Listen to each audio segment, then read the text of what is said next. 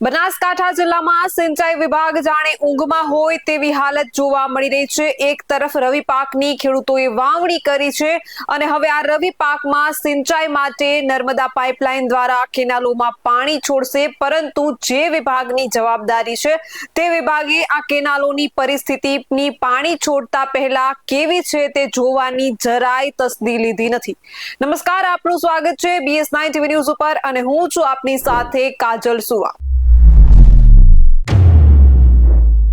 હકીકત એ સામે આવી છે કે જે કેનાલોમાં પાણી છોડવામાં આવશે તે કેનાલો તો ઠેર ઠેર તૂટેલી છે। ત્યારે ખેડૂતો દ્વારા જાણવા મળ્યું છે કે કેનાલોમાં સાહેબોએ મસ્ત મોટા ભ્રષ્ટાચાર આચર્યા હોય તેવા આક્ષેપો ખેડૂતો કરી રહ્યા છે।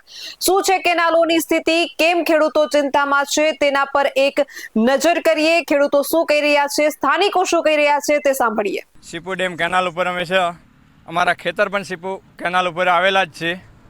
એમાં કામ બરાબર ન થવાથી વારંવાર કેનાલ ફૂટી જાય છે। એના કારણે અમારા પાકને નુકસાન થાય છે, ખેતર પણ ધોવરાઈ જાય, આખો પાક નિષ્ફળ જાય છે। એના કારણે સરકારને નમ્ર વિનંતી, કામ સારું થાય અને રજૂઆતો આગળ ઘણી વખત કરેલી છે। 8-10 વર્ષથી આનો આ જ પ્રોબ્લેમ છે। દર ફેરે પાણી છોડે એટલે આ જ પ્રોબ્લેમ હોય છે। પાણી છોડે એટલે પછી અઠવાડિયું ફૂટી જાય એટલે અઠવાડિયું પાછું બંધ રહે, કામ ચાલુ થાય।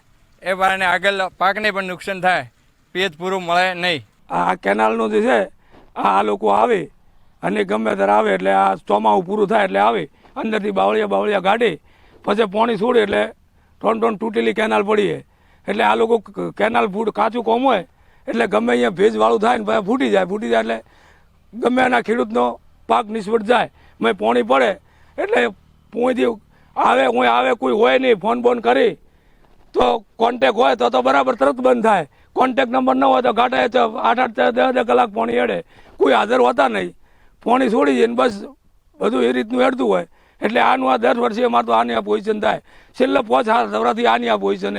આ દાંતીવાડા અને સીપુની કેનાલો બનાવવામાં આવી છે, પણ કેનાલોનું કામ એ રીતે કરવામાં આવ્યું કે છાસવારે કેનાલ તૂટી જાય અને કેનાલનું પાણી ખેડૂતના ખેતરમાં જાય અને ખેડૂતના ખેતીના પાક નષ્ટ થઈ જાય। કરોડો રૂપિયાની વર્ષોથી ગ્રાન્ટ આવે છે, વર્ષ ગ્રાન્ટ આવે છે। સફાઈના નામે સામાન્ય સફાઈનો દેખાવ કરી અને જ્યારે પણ પાણી છોડવામાં આવે ત્યારે તમામ જગ્યાએ બાકોરા પડી અને ખેડૂતના ખેતરોનો પાક ધોવાણ થઈ જાય છે। માટે આ કેનાલોનું વર્ષ થતું રિપેરિંગ યોગ્ય થવું જોઈએ, ખેડૂતના પાકને નુકસાન ન થવું જોઈએ। અરે ખેડૂતના પાકને નુકસાન થાય અને ખેડૂત વળતર માગે તો પણ ખેડૂતની રાત ફરિયાદ સાંભળનાર કોઈ નથી અને માત્ર સફાઈના નામે કરોડો રૂપિયાના ટેન્ડરો લઈ અને અમુક લોકો આ પૈસા ચાઉ કરી જાય છે। એ પૈસા પણ સરકારના વેડફાય છે, તો સરકારે આમાં ધ્યાન આપવું જોઈએ અને ખેડૂતને અવારનવાર આ કેનાલ તૂટવાથી નુકસાન ન થાય એ માટે દાંતીવાડા અને ધાનેરા તાલુકાના તમામ ખેડૂતોની સરકાર પાસે ખૂબ વિનંતીપૂર્વક માગણી છે। સરકાર આમાં યોગ્ય વિચારણા કરી અને યોગ્ય રિપેરિંગ કરી અને ભવિષ્યમાં આ કેનાલ ન તૂટે એવો કાયમી ઉકેલ લાવે એવી પણ અમારી માગણી છે। બનાસકાંઠા જિલ્લામાં સૌથી વધુ ખેતી થાય છે અને આ ખેતી માટે કેનાલો મારફતે સિંચાઈ માટે પાણી આપવામાં આવે છે।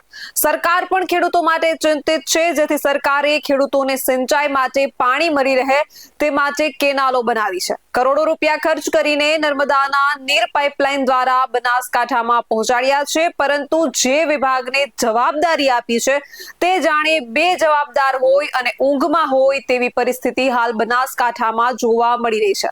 દાંતીવાડા તાલુકાના સીપુ ડેમમાંથી નીકળતી કેનાલની હકીકત જાણવા ગ્રાઉન્ડ ઝીરો પર પહોંચ્યા હતા। જ્યારે કેનાલની પરિસ્થિતિ જાણવા પહોંચ્યા ત્યારે દ્રશ્યો એવા સામે આવ્યા કે જો આ કેનાલમાં પાણી છોડવામાં આવશે તો આ કેનાલોનું પાણી ખેડૂતોના ખેતરોમાં મોટા પાયે નુકસાન પહોંચાડશે। એટલે ખેડૂતોએ આ વાતથી ચિંતિત છે કે કેનાલમાં પાણી છોડવામાં આવશે તો ખેડૂતોએ વાવણી કરેલ લાખો રૂપિયાનો પાક પાણીમાં ધોવાઈ જશે। કારણ કે જે કેનાલોની સાફ સફાઈ માટે અને તેના રિપેરિંગ માટે લાખો કરોડો રૂપિયા સરકાર ફાળવે તો છે, પરંતુ જે સિંચાઈ વિભાગ દ્વારા પોતાના માનીતા કોન્ટ્રાક્ટર અને એજન્સીઓને કેનાલોની સફાઈનું અને રિપેરિંગનું કામ આપે છે અને જે બાદ તેઓ સ્થળ પર જઈ કેનાલોની કોઈ જ પરિસ્થિતિ જાણવાનો પ્રયાસ કરતા નથી. માટે એજન્સીઓ પણ પોતાની મનમાનીથી કામ કરી કેનાલોની સાફ સફાઈમાં બેદરકારી રાખતી હોય છે અને તેના જ બોલતા પુરાવા અહીં સીપુ કેનાલમાં જોવા મળી રહ્યા છે. ખેડૂતો આક્ષેપ કરી રહ્યા છે કે સાહેબ પાણી તો જોઈએ છે, પરંતુ પહેલા કેનાલો રિપેરિંગ કરાવો, કારણ કે જો આ તૂટેલી કેનાલમાં પાણી છોડાશે તો આ પાણી અમારા માટે આશીર્વાદ રૂપ નહીં પરંતુ દુઃખદ રૂપ સાબિત થશે. ખેડૂતોએ સાફ સફાઈ માટે આવતા લાખો કરોડો રૂપિયા બારોબાર ચાઉ થતા હોવાના પણ આક્ષેપો કર્યા છે.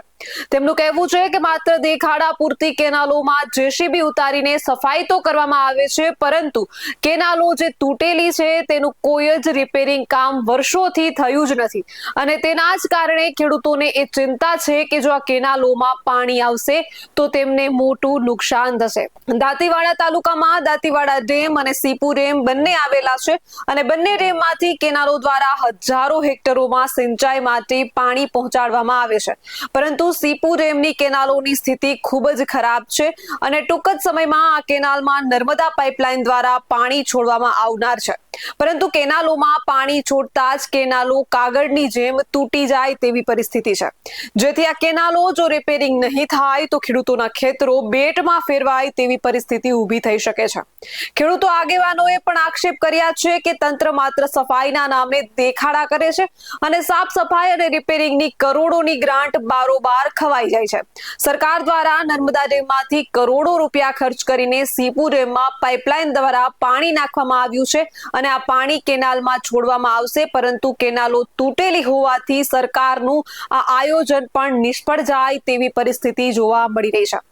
આવા જ વધુ અહેવાલ સાથે મળતા રહીશું. તમે અમારી યુટ્યુબ ચેનલને સબસ્ક્રાઇબ કરવાનું અને અમને ફેસબુક અને ઇન્સ્ટાગ્રામ પર ફોલો કરવાનું ચૂકશો નહીં. બાકી અવનવી અપડેટ મેળવવા માટે આપ જોતા રહો BS9 TV ન્યૂઝ. જય જવાન, જય કિસાન.